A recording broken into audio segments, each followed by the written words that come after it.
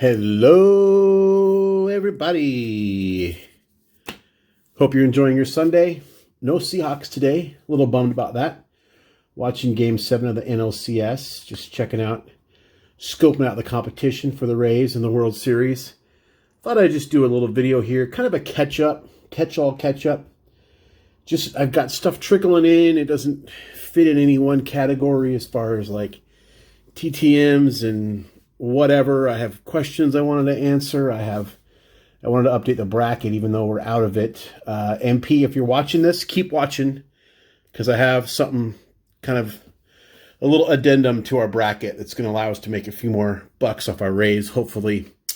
Before we get to that, first thing, I really always appreciate comments and people asking questions in comments.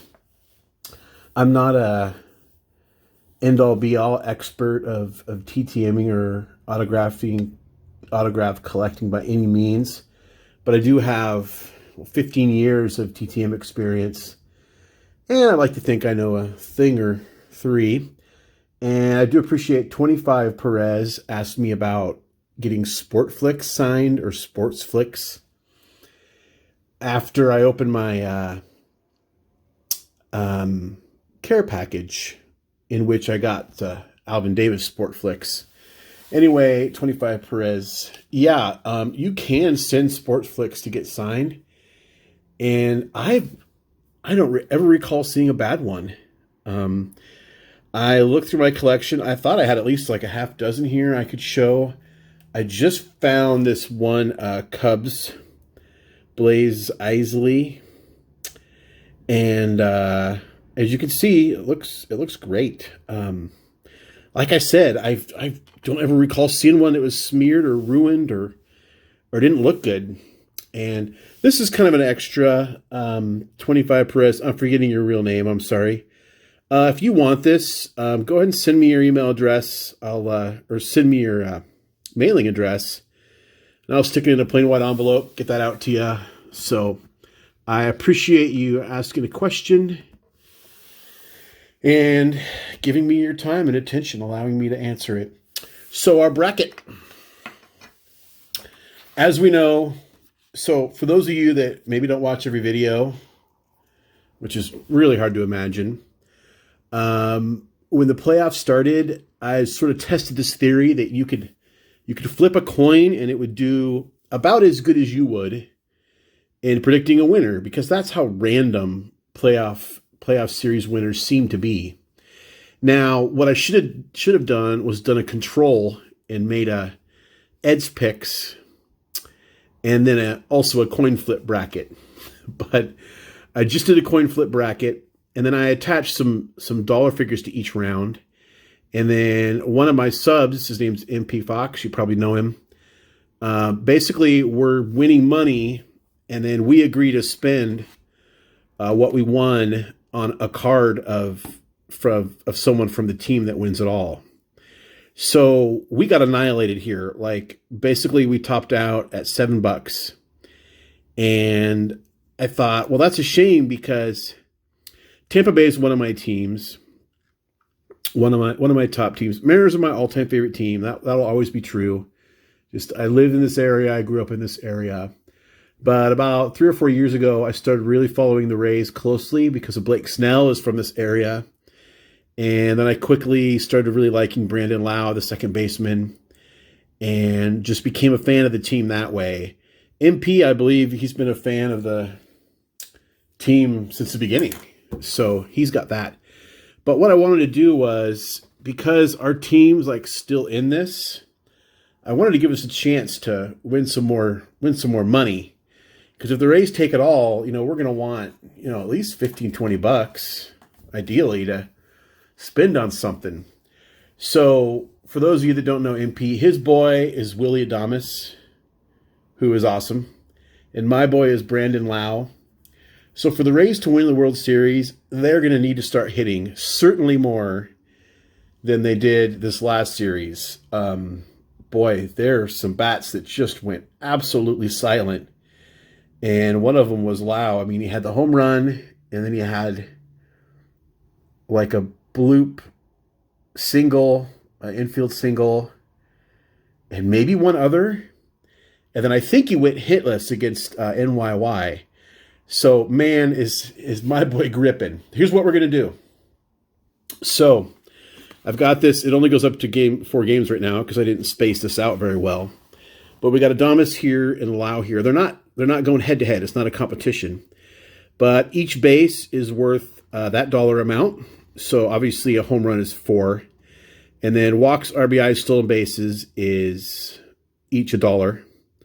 So this is going to be a way, and I'll follow along, and hopefully we get some more buckage to spend, hopefully, on the Rays. And they are going to need to hit. They are going to need to hit. How the Astros made it that close, that was scary. I didn't want them. They were really, if anything, I would have hated them to ruin the trivia question. Who was the only team to be leading a 7-game series 3-0 and lose? And most of you know the answer to that. It was 2004. It was a beautiful thing. NYY fans, go ahead and hit thumbs down right now. That's fine. Whenever I badmouth the Tankies, I get thumbs down. And that's totally fine. That you're still there, whatever. And I love you if you're a subscriber. And feel free to pick on the Mariners all you want, because there's plenty of material there. TTMs, let's do a couple. This one came in on Thursday, I think, and I wasn't up for making a video, but I am now on a Sunday. So we have Eddie Zosky, 93 Stadium Club, 92 Stadium Club. There's 93, I believe, O-Pee-Chee. Don't quote me on that. And the tops. Let's stick the O-Pee-Chee. I put that one extra in there just for you. And I believe we'll be having, is next Sunday, the last Sunday of the month. That's when we'll do our giveaway. The next one is really cool. So, a little backstory. Well, not a backstory, but some context. Going back years to when my kids were just like, 5, 6, 7, whatever, in that age. Whenever they started stressing me out, I started doing this chant. I would say, calm blue ocean, calm blue ocean. And I think I got it from Simpsons, if I remember right. I've got to get out of here. Calm blue ocean, calm blue ocean, calm blue ocean, calm blue ocean. Calm blue ocean, calm blue ocean. And through the years, I started adding more and more to instead of just calm blue ocean, it became calm blue ocean, unlikely animal friend pairings, which is, like you ever see like a goat and a chicken or their friends, or a snake and a duck or something. And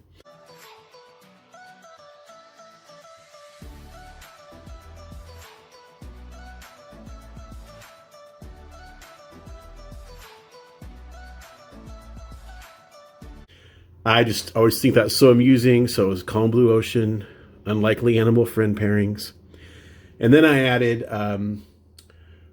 perfect building implosions. So it's calm blue ocean, unlikely animal friend pairings, perfectly imploded buildings.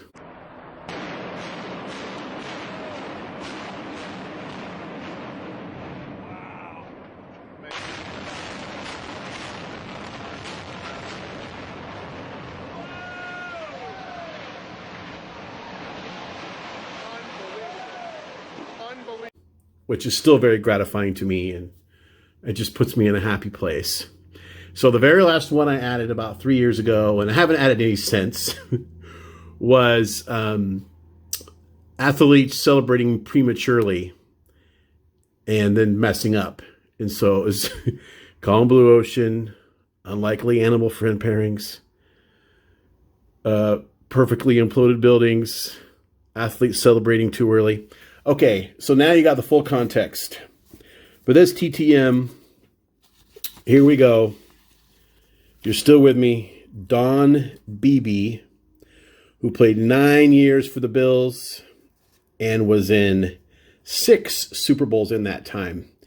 And this is right about the time I was in my teens, late teens, and I watched a ton of football at that time, way more than I watch now. And I watched every one of those games and every one of those Super Bowls. And I only remember 2 plays. The Scott Norwood, unfortunately, missed field goal. And I say that because I hate remembering people for something negative, but that's what I remember. And then in Super Bowl, I think it was 27. Bills are getting blown out. I mean, I think it's in the 4th quarter. I mean, they're down, I don't even know, 30, 40 points. Cowboy Leon Lett picks up a fumble, running the length of the field, and Don Beebe doesn't need to go into turbo and try and chase down this 300-pound man. But he does, and Lett sticks the ball out for some reason, slows down at the 5, sticks the ball out, starts his little dance, and Beebe knocks it out of his hand. And the points were absolutely meaningless. But the fact that he showed that hustle, and I saw an interview, and he said he gets a letter about it every day. Every day somebody writes him. And one day, at least one day, that was me, because I mentioned it, because it was awesome. If you haven't seen it, what the heck? Here it is. I'll give you the rest of it after this play. 4th down and 6, and right fumbles, picked up by Leon Lett. Can he go all the way? It's a 60-yard run. He's being chased by Beebe. Watch out. Did he get across? No, they are not. That's going to be a touchback to Buffalo. There's no call yet, though. He has not marked touchdown. It was knocked out of his hands and went out of bounds in the end zone, which would give it to Buffalo at the 20. And look at Lett. If they call that a no touchdown, he's going to dig a hole and crawl out of this place from there. He's going to need a big hole. Yeah, so I just think it's hilarious when athletes celebrate too early. Other than Ricky, who I can't explain, he's an outlier when I make my next statement. I don't really like cocky athletes. I guess the difference is that Ricky can back it up. He's legitimately one of the top position players of all time. So he gets kind of a pass because he could do it, right?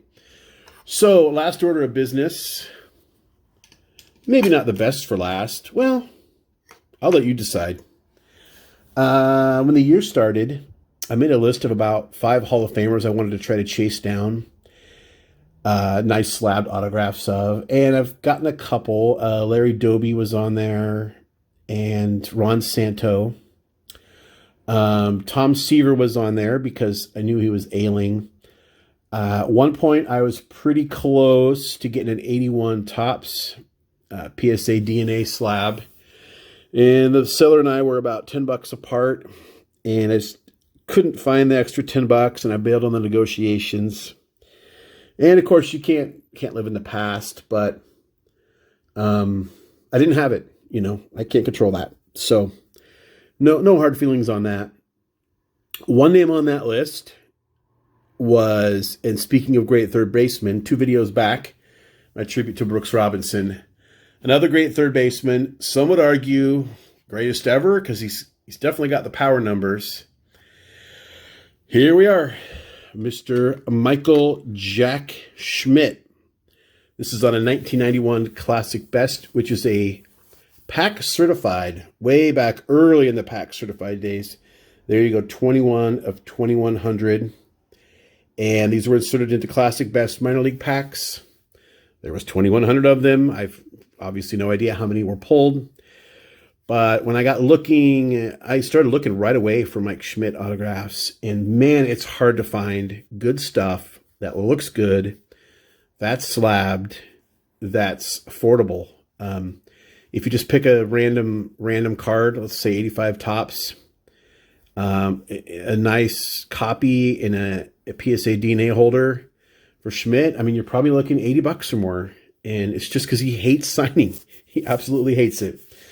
And by the way, all those TTMs you see that come back here to the Hall of Fame, those are not real, just for the record. I'm sorry if you have one, but they're not. Anyway, that's neither here nor there. But obviously, career Philly, so it's going to be in some kind of Phillies uniform. And I still had the P on the chest for the Phillies. and it does say Reading Phillies. So to me, it's still a Phillies card. And like I said many times ad nauseum, I'm really after the autograph. So happy to get that. Tomorrow, I don't know if I'll show it tomorrow. I've got a banger coming in on par with my Jackie Robinson. So hopefully I can do that tomorrow. I'll open it tomorrow because I won't be able to wait. But we've got another whopper coming in. Another nice vintage HOF card.